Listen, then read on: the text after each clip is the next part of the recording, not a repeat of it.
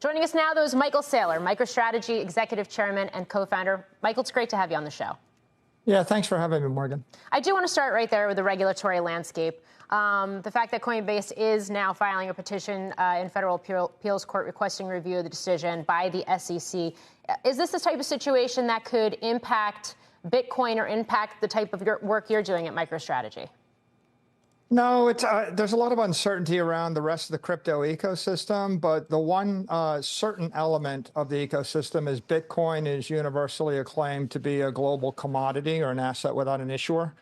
So the one thing we can count on is Bitcoin goes forward in the year 2024, and a strategy built around Bitcoin is generally a pretty safe one for institutions.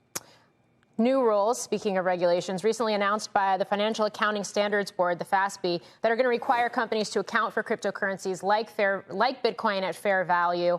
Set to go into effect, these rules, in the next year or so, but companies can begin to apply them earlier than that. How is that going to affect MicroStrategy?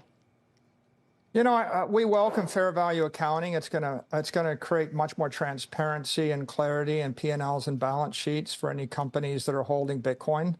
I think the real significance is that there are companies like Berkshire Hathaway and Apple Computer that have $100 billion plus in cash. And right now they have to invest it in treasuries and sovereign debt.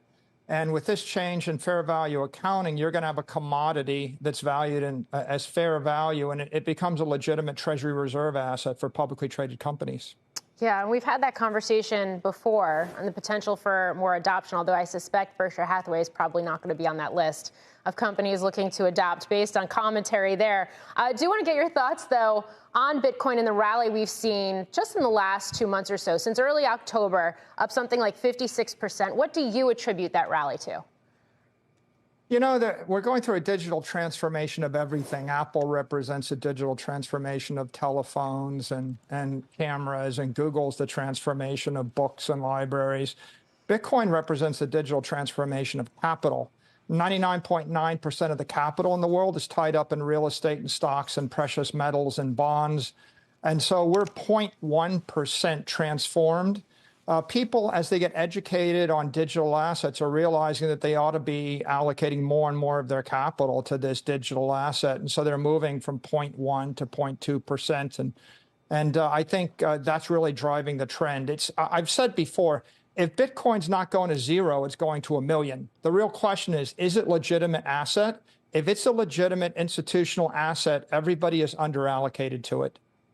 So along those lines, how much is the possibility of a Bitcoin spot ETF contributing to this recent rally? Geopolitics, risk-on rally that we've seen more broadly across markets amid the Fed pivot, and also next year's halving. Are all of these factors that are contributing? They're all factors. Education makes a difference. Institutional adoption makes a difference. The spot ETF news is good news. Loosening of monetary policy is good news. Inflation anywhere in the world drives Bitcoin adoption. And of course, the halving is going to cut the available supply of Bitcoins for sale in half from the miners. And so we've got a confluence of very bullish milestones over the next 6 months. And I think smart money is investing into that ahead of it. I do wonder what you think about the centralization of mining, though, and whether you're concerned, since so much of the crypto community does seem to be flagging it right now.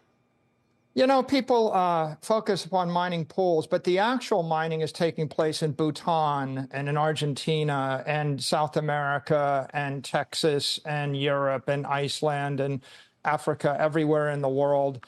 And so the miners themselves are very decentralized. They'll remain decentralized because they're chasing after power that's effectively marginally free.